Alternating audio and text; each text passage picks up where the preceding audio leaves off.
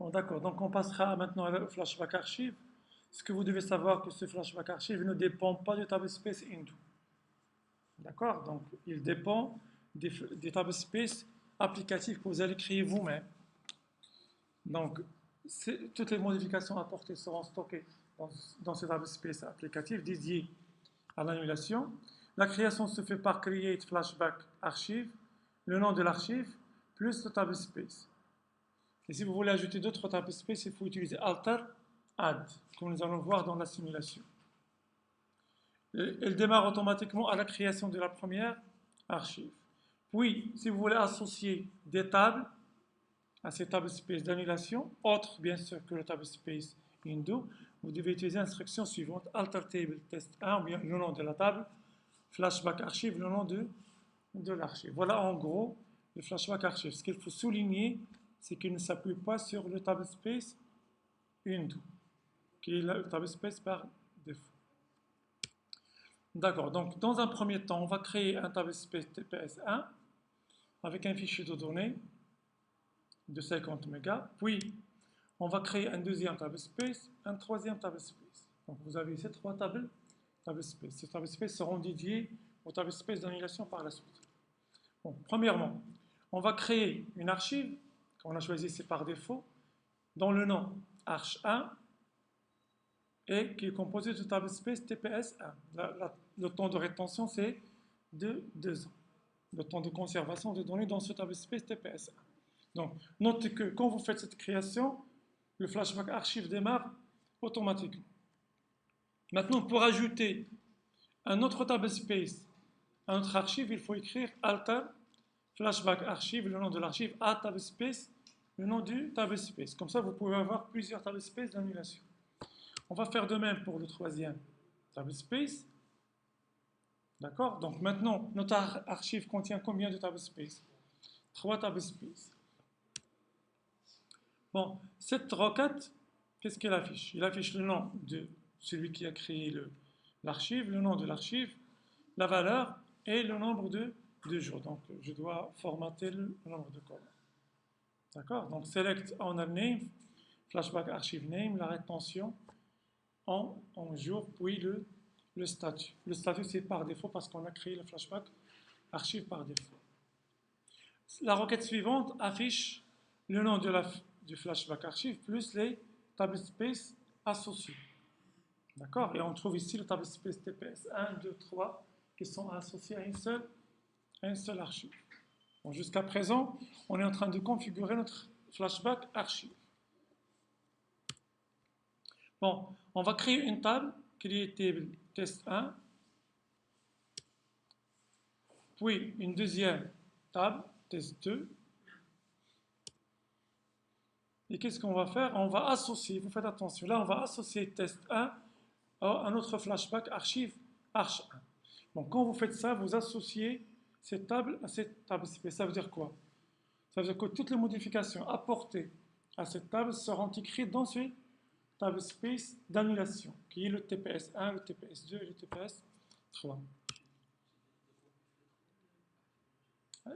Bon, si le premier est plein, il passera le suivant. Il ne va pas écrire dans les trois. D'accord? Donc, vous avez ici là une requête qui montre le nom de la table, le propriétaire, le nom du flash et le statut, il est activé. J'ai dit qu'il est activé automatiquement quand vous créez la première archive. Donc, vous faites attention. On a associé la table test 1 à notre archive, mais on n'a pas fait la même chose pour test 2. C'est bon? Bon, maintenant, on va récupérer le numéro SCN qui va nous aider à faire là le flashback archive. Bon, je vais copier ce numéro SCN. Et on va supprimer le contenu de la table. Qu'est-ce qu'elle fait Trink? Trinket table. On a vu ça l'année dernière.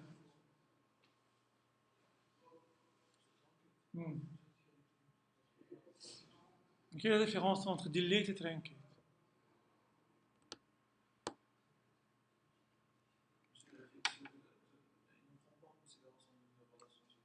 Non, non. Ça on l'a vu l'année dernière. Si vous vous rappelez, trinket permet de supprimer le contenu d'une table. Comme delete, mais trinket, qu'est-ce qu'il fait? il change le pointeur. Il va mettre le pointeur.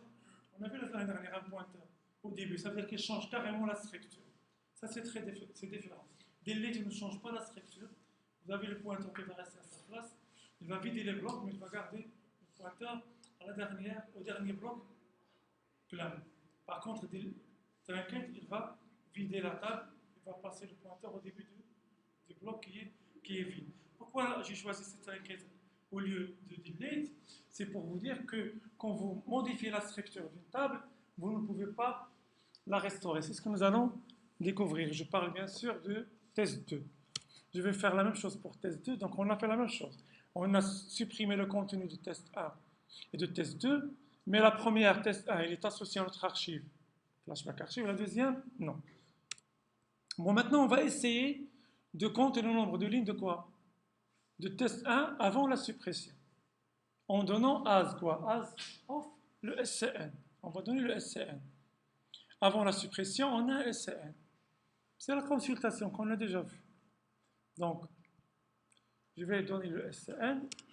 Et regardez, il a affiché 14 lignes, parce que la table Scott contient 14 lignes.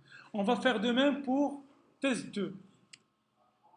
Select count from test 2. On va donner le même numéro. Voilà, quel message vous avez? Vous avez impossible.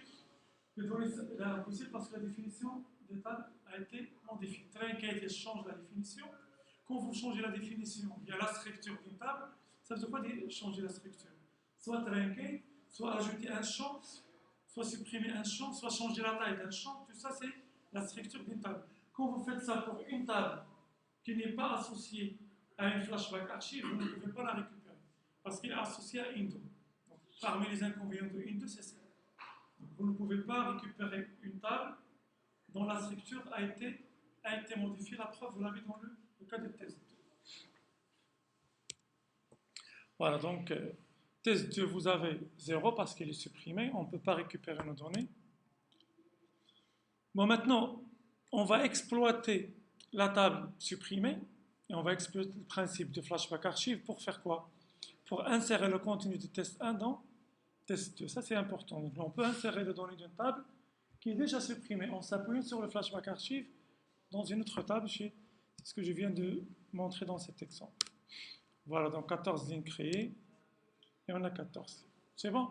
Bon, à la fin, donc, pour supprimer les tables space, obligatoirement, il faut les dissocier du flashback archive. Donc, je dois tout d'abord supprimer le flashback archive et puis supprimer mes tables space, plus les tables pour libérer encore ma base de données. Voilà, ça sera tout pour les flashbacks